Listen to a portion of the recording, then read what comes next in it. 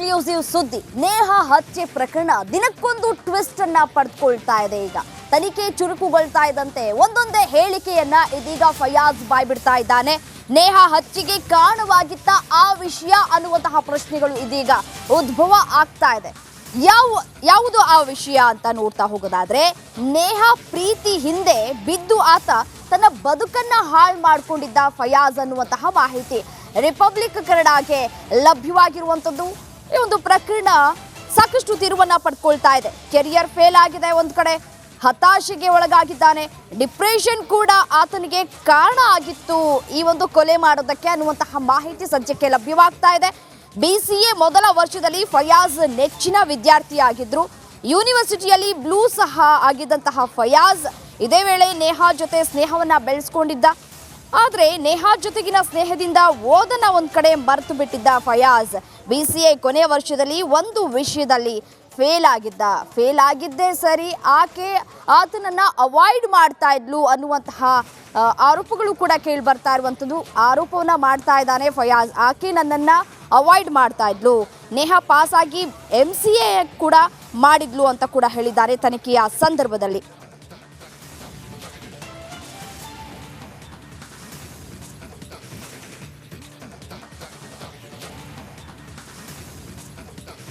ಚುನಾವಣೆ ಕೂಡ ಅಂದ್ರೆ ಮತದಾನ ನಡೆಯುತ್ತೆ. ಮತದಾನದ ಹಿನ್ನೆಲೆಯಲ್ಲಿ ಸಕಲ ಸಿದ್ಧತೆಯನ್ನ ಕೂಡ ಈಗಾಗಲೇ ಚುನಾವಣಾ ಅಧಿಕಾರಿಗಳು ಮಾಡಿಕೊಂಡಿದ್ದಾರೆ. ಒಟ್ಟು 14 ಲೋಕಸಭಾ ಕ್ಷೇತ್ರದಲ್ಲಿ ಮತದಾನ ನಡೆಯುತ್ತೆ.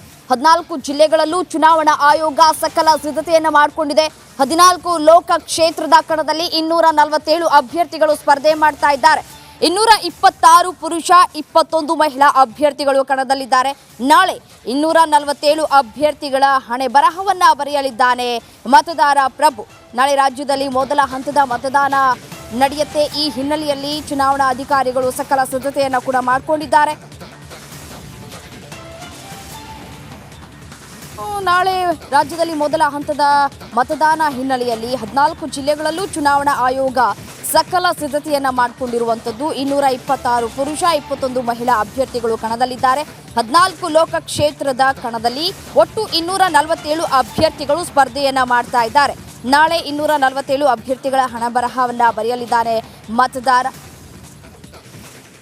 ಲೋಕಸಭಾ ಚುನಾವಣೆಗೆ ಕೇವಲ ಒಂದು ದಿನ ಅಷ್ಟೇ ಬಾಕಿ ಉಳಿದಿದೆ. ಮೈಸೂರು ಕೊಡಗು ಲೋಕಸಭಾ ಚುನಾವಣೆಗೆ ಈಗಾಗಲೇ ಭರದ ಸಿದ್ಧತೆಗಳು ಕೂಡ ನಡೀತಾ ಇರುವಂಥದ್ದು.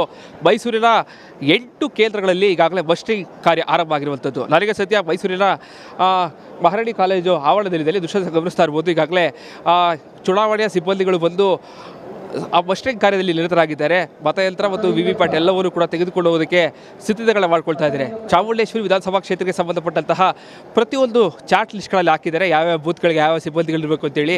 ಈಗಾಗಲೇ ಕ್ಲಾಸ್ ರೂಮ್ಸ್ಗಳಲ್ಲೂ ಕೂಡ ಚುನಾವಣಾ ಸಿಬ್ಬಂದಿಗಳಿಗೆ ಈಗಾಗಲೇ ಒಂದು ಟ್ರೈನಿಂಗನ್ನು ಕೊಡ್ತಾ ಇದ್ದಾರೆ. ನಾಳೆ ಯಾವ ರೀತಿಯಾಗಿರಬೇಕು, ಜೊತೆಗೆ ಯಾವ್ಯಾವ ತೊಂದರೆಗಳಾದ ಸಂದರ್ಭದಲ್ಲಿ ಯಾವ ರೀತಿ ನಡೆದುಕೊಳ್ಬೇಕು, ಇದರ ಬಗ್ಗೆ ಟ್ರೈನಿಂಗನ್ನು ಕೊಡ್ತಾ ಇದ್ದಾರೆ. ಹಾಗೆ ಈ ಮತ್ತೊಂದು ವಿಷಯ ಕಾಣ್ತಾ ಇರುವಂಥದ್ದು, ರಿಸರ್ವ್ ಸ್ಟಾಫ್ಗಳಂದರೆ ಹೆಚ್ಚುವರಿ ಸ್ಟಾಫ್ಗಳಲ್ಲಿ ಈಗಾಗಲೇ ಒಂದು ಕಡೆ ಕೂರಿಸಿದ್ದಾರೆ. ಎಲ್ಲಿ ಯಾರೆಲ್ಲ ಸ್ಟಾಫ್ಗಳು ಬರೋದಿಲ್ಲ, ಎಲ್ಲಿ ಸ್ಟಾಫ್ಗಳ ಕೊರತೆ ಉಂಟಾಗುತ್ತೆ, ಸೊ ಆ ಸಂದರ್ಭದಲ್ಲೂ ಕೂಡ ಸ್ಟಾಫ್ಗಳು ಹಾಕೊಳ್ಳೋದಕ್ಕೂ ಕೂಡ ಸ್ಟಾಫ್ಗಳು ಹಾಕ್ಕೊಂಡಿದ್ದಾರೆ. ಇಲ್ಲಿ ಮತ್ತೊಂದು ಕಡೆಯಲ್ಲಿ ಈಗಾಗಲೇ ಜಿಲ್ಲಾಧಿಕಾರಿಗಳಿರ್ಬೋದು, ನಗರ ಪೊಲೀಸ್ ಆಯುಕ್ತರಿರ್ಬೋದು, ಎಲ್ಲರೂ ಕೂಡ ಸ್ಥಳಕ್ಕೆ ಬಂದು ಭದ್ರತೆಯ ತಪಾಸಣೆ ಕೂಡ ಮಾಡ್ತಾ ಇರ್ಬೋದು. ಕ್ಯಾಮ್ರಾ ಪರ್ಸನ್ ಸಚಿನ್ ಜೊತೆಗೆ ವಿನೋದ್ ಪಡವಾರ, ರಿಪಬ್ಲಿಕ್ ಕನ್ನಡ, ಮೈಸೂರು.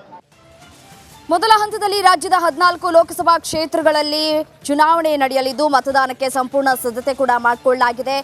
ಈ 14 ಲೋಕಸಭಾ ಕ್ಷೇತ್ರಗಳಲ್ಲಿ ಒಟ್ಟು 30,602 ಮತಗಟ್ಟೆಗಳನ್ನು ಸ್ಥಾಪಿಸಲಾಗಿದ್ದು ಸುಮಾರು